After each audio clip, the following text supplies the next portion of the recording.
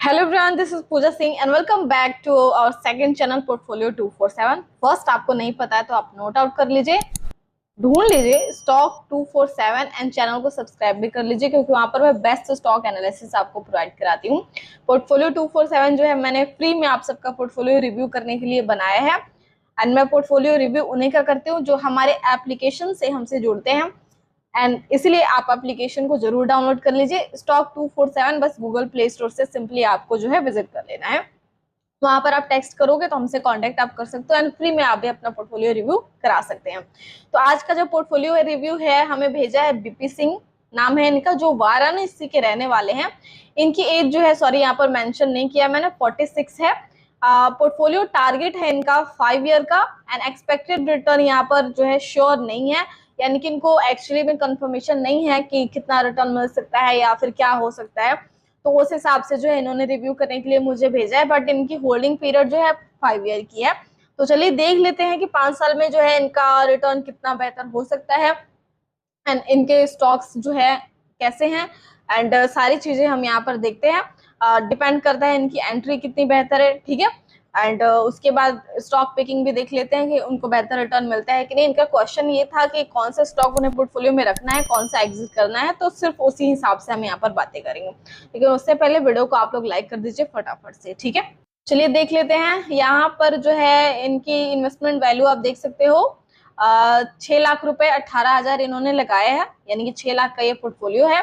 And अभी जो है इनको 65,000 का टोटल लॉस हो रहा है, 10% का लॉस है इनके पोर्टफोलियो में एंड 5,52,000 करीब इनका अभी करंट वैल्यू चल रहा है। तो अब देखिए, मैं हमेशा ये कहती हूँ कि इस करेक्शन में मार्केट का सेंटिमेंट देखिए, ऊपरी प्राइस से तो काफी गिर चुका है, बट 10% से ज्यादा जिनका भी पोर्टफोलियो में लॉस है वो आप समझ जाओ कि आपका पोर्टफोलियो अनबैलेंस्ड है एंड आपकी एंट्री बिल्कुल भी सही नहीं है किसी भी स्टॉक में एंड आपके लिए प्रॉब्लमेटिक हो सकता है। बट 10% से नीचे मैं हमेशा ये कहती हूँ जिसका भी लॉस है वो कभी भी रिकवर हो सकता है, तो आपको टेंशन करने की जरूरत नहीं क्योंकि आपकी एंट्री बेटर है। यहाँ इनके में देखिए लगभग 11% है, 10.6%, बट ठीक है, रिवर्स हो सकता है अगर इनकी स्टॉक पिकिंग बेटर होती है तो ठीक है। चलिए देखते हैं इनका आगे। इनका जो स्टॉक है फर्स्ट इन्होंने लिया है बजाज फाइनेंस, 11 शेयर है। यहाँ पर देखिए आई थिंक मुझे एक चीज नजर आ रहा है कि इन्होंने जो है ग्रो में, आई थिंक इनका ऐप है, डीमेट अकाउंट है और ग्रो में जो है एंट्री प्राइसेस नहीं दिखता है एंड मुझे लगता है कि यहाँ पर ये चीज प्रॉब्लम हो सकती है क्योंकि एंट्री प्राइसेस के बिना मैं बता नहीं पाऊंगी कि आपकी एंट्री कितनी बेहतर है या फिर कहाँ ऐड करना चाहिए, कहाँ एक्यूमुलेट करना चाहिए, तो ये प्रॉब्लम होगा। मैं बस यहाँ पर ये बता सकती हूँ उनको कि हाँ ये स्टॉक बेटर है 5 साल के लिए, ठीक है। ये चीजें मैं यहाँ पर बता पाऊंगी और ये पहले मैंने ध्यान नहीं दिया एक्चुअली। चलिए ठीक है, देख लेते हैं। बजाज फाइनेंस इन्होंने 11 शेयर लिया है, ठीक है, इसको होल्ड करके आप चल सकते हो, बेटर है।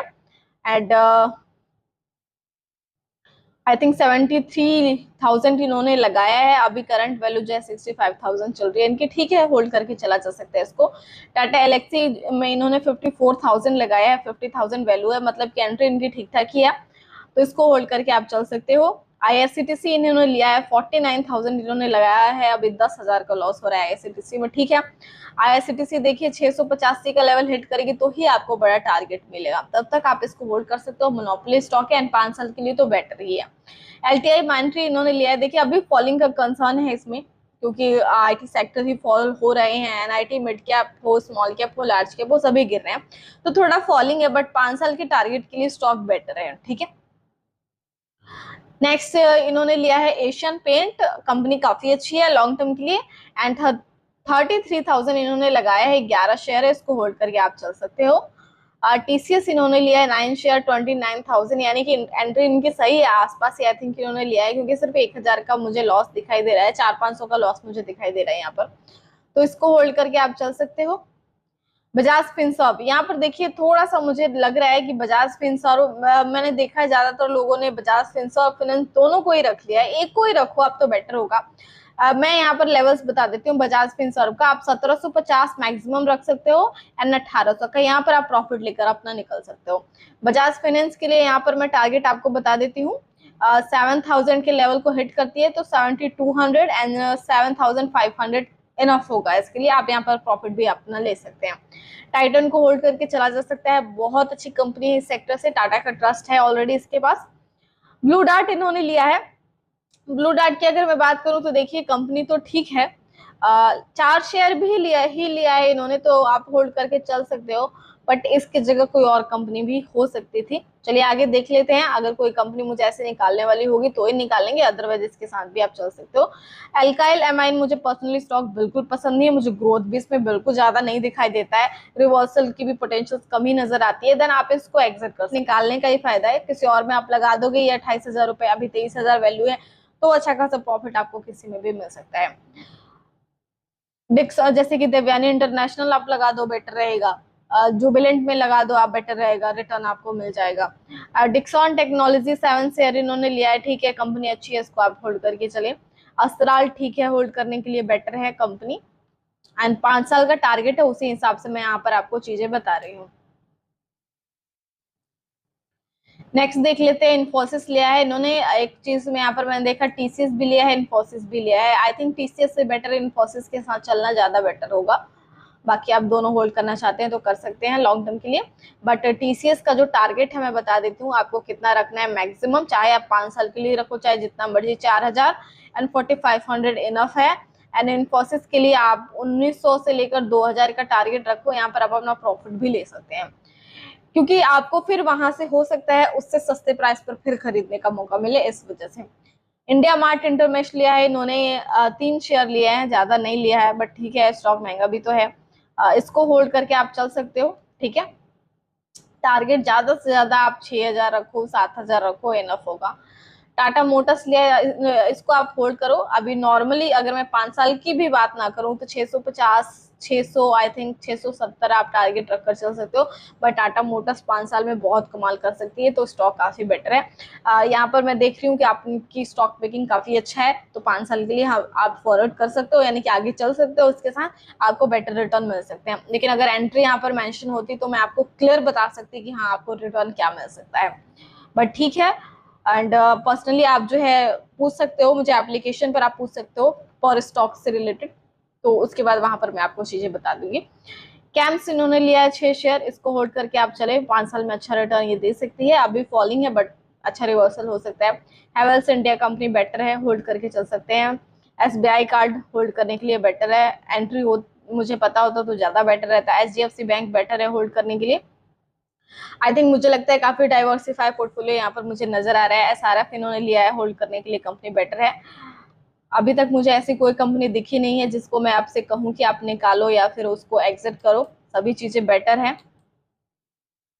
अब देखिए टाटा पावर लॉन्ग टर्म के लिए तो वैसे ही काफी बेटर हो जाती है, होल्ड करें। बजाज ऑटो इन्होंने लिया है, इसको आप होल्ड करो, बट आपने टाटा मोटर लिया है तो मुझे लगता है बजाज ऑटो में रिवर्सल थोड़ा सा यहाँ पर नहीं है, लाइक 4,000, 4,300 यहाँ पर मैक्सिमम मुझे दिखाई देता है, ज्यादा से ज्यादा 4,500 यहाँ पर प्रॉफिट लेकर आप निकल ही जाओ, टाटा मोटर इनफ है इसके लिए।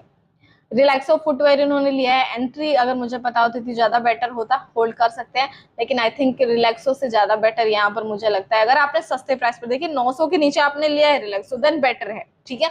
लेकिन अगर आपने महंगे प्राइस पर लिया है तो उससे बेटर है कि मुझे कैंपस ज्यादा बेटर लगता है, 5 साल का टारगेट है तो कैंपस ज्यादा बेटर हो सकता है।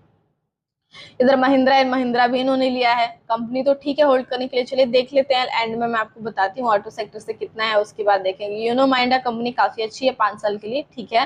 हिंदुस्तान यूनिलीवर लिया है, देखिए मुझे कंपनी से ग्रोथ बहुत ज्यादा नहीं दिखता है, बट पोर्टफोलियो के लिए सेफ हो जाता है, इसके जगह मुझे आईटीसी ज्यादा बेटर लगता है पर्सनली मुझे, बट आप लेकर चल सकते हैं, 2 ही शेयर है, आप कैरी कर सकते हो उसको।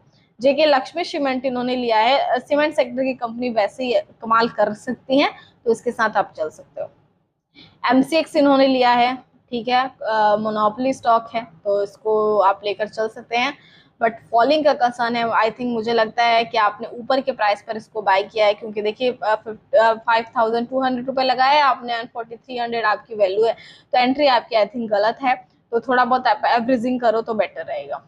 नेक्स्ट इन्होंने लिया है विप्रो। अब यहाँ पर देखिए आपने टीसीएस भी लिया है, इन्फोसिस भी लिया है, विप्रो भी लिया है, तो मुझे लगता है कि इसमें से आपको एक तो स्टॉक निकालना ही पड़ेगा, 2 को साथ ही आप चलो, ठीक है, एक को आप निकाल दो इसमें से।